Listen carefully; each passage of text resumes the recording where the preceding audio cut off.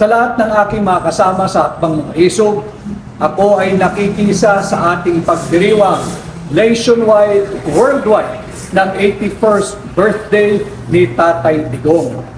Bagamat hindi ganoon kasaya, bagamat hindi ganoon kasigla, subalit ang sabi nga at natura ni Tatay Digong, I am not a Filipino for nothing.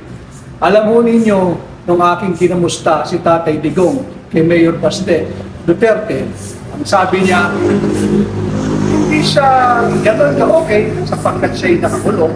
Subalit makikita mo, hindi nila nabasag, hindi nila nadurog ang kanyang karakter at pagkatao.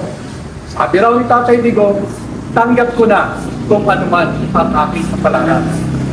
Nung narinig ko ito higit na nagsilbing inspirasyon.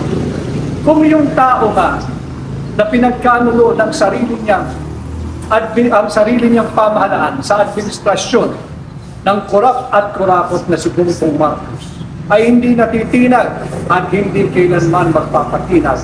Sino ba naman tayo na tumitingala sa kanyang leadership si Tatay Digong? Patuloy po tayong maging matatag para sa ating bansa, para sa bawat pamilyang Pilipino, para sa bawat isa. Ating pong ipagdiwang o bagamat payak ang ating pagdiriwang ngayong araw, gunitain natin ang leadership style and the leadership brand that was exhibited and given to us all Filipinos by Tatay Digong.